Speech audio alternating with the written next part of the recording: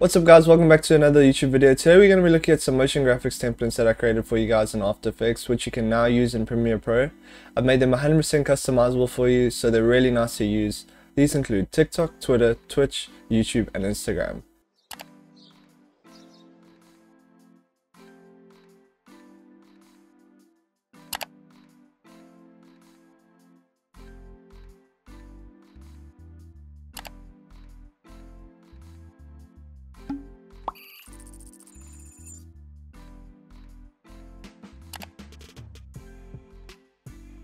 Before we get into the video on how to customize them in Premiere Pro, please make sure to drop a like, comment and sub if you're new here, and don't forget to turn the notification bell on.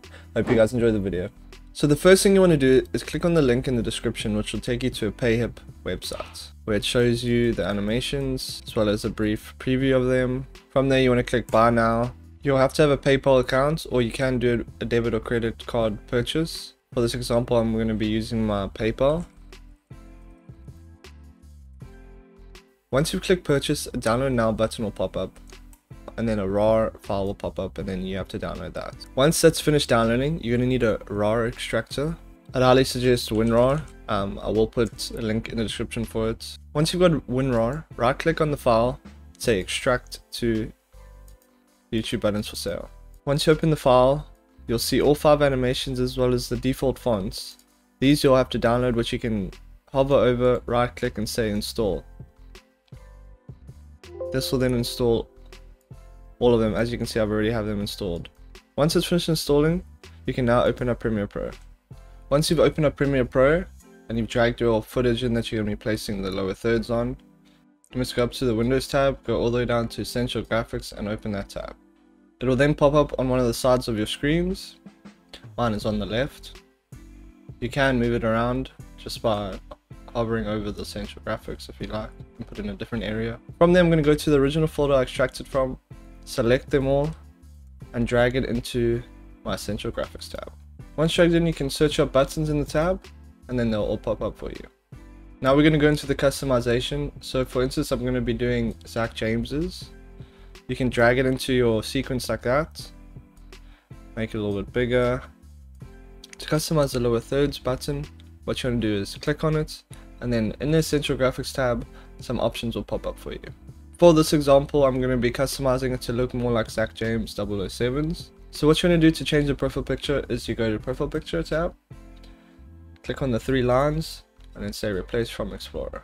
You can then find your JPEG or PNG, and click on it and say Open. You'll then see it's a bit out of scale, but to scale it down, just go over the H and then scale it down from there until you find a good spot. If it's not in line, you can edit the Y and X axis position.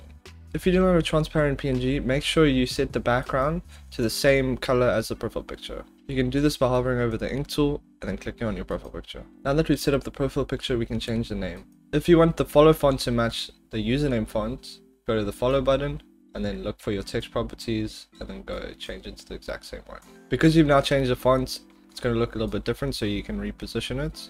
You can reposition both the follow text as well as the heart, and then it'll look like this.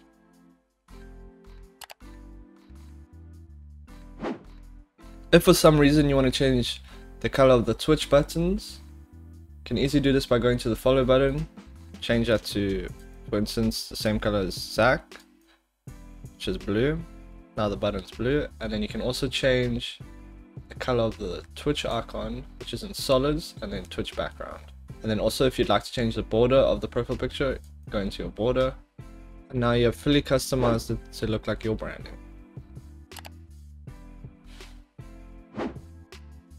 For the Twitter button, you can just drag it in. I'm going to use Zach as reference again. Go to profile picture to change the profile picture, replace from Explorer, click on your JPEG or PNG, scale it down. Once you're happy with that position, you can set your background color. Make sure to always set your background color as the same as your profile picture, also it will look a little bit weird in the animation. Here's an example of what it will look like. As you can see, as it's opening up, it's a little bit red there. So to just make that go away, you can simply select your profile picture color and then it will go away. For the username, we're going to set it to @ZachJames007. Set our font. Take the italics away. Scale it down. And then set the color, which is the same as the profile picture. For the buttons, we have both follow and following buttons. So we're going to customize the follow button first. We have two colors for the plus signs, as there's a horizontal and vertical texture there. You can set these to whatever colors you like. I'm going to keep it as white as it looks nice and clean. We're going to set the font of the follow as well as the position. We're going to adjust the plus position a little bit just to make it look more in the middle. And then take away the italics. We're going to go into the following and do the same thing now. Set the font, take away the italics, and adjust the position a little bit. Adjust the position of the tick. And then we're going to set the background to be the same as Zach's profile picture.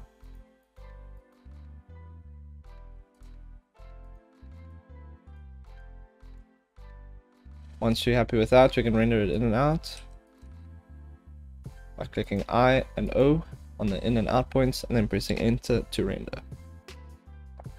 Then it should look like this. I'm going to go through one more for you, the drop and like notification button. This one has very limited customization just because it already looks so good. So I'm going to go through on how to change the text, which is the main aspect in this animation. We're going to start with a drop a like. You can set this to anything. I'm going to change it to drop a comment. We can then go ahead and change the text size as well as reposition however we like. Try not to adjust the y-axis as it might mess up the animation, I'm not too sure. You can then see that it pops up nice and clean. You can also change the color of the fonts if you'd like. Personally, I'd keep it blue just to match the light color as it looks very nice and clean. From there, we're going to go to the subscribe button. I'm going to keep the background red as it fits YouTube really nicely, and I'm going to change the font to Arial. I'm going to adjust the position a bit, and if you're happy, you can go on to the next thing. The next thing is going to be the subscribe button, which you can find just below. Set the font to Arial, and then adjust your position. I'm going to then go ahead and change all the next fonts to Arial as well. You can now see that it's a little bit out of size, so we're going to go down and scale it a bit. Set it to 26. As well as reposition it a tiny bit. There's options to change the background of these animations, but personally I'd keep it white and red and blue as it fits YouTube's CR, and it looks very nice and clean. Once you're happy with that, you can go render in and out, and it should look something like this.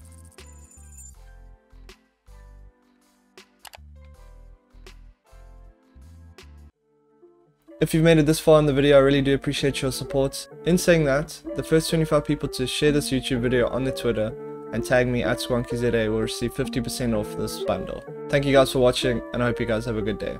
See you in the next one. Yeah, they just wanna see me in the grave. Come out the law in the rave. Oh no, I can't wait.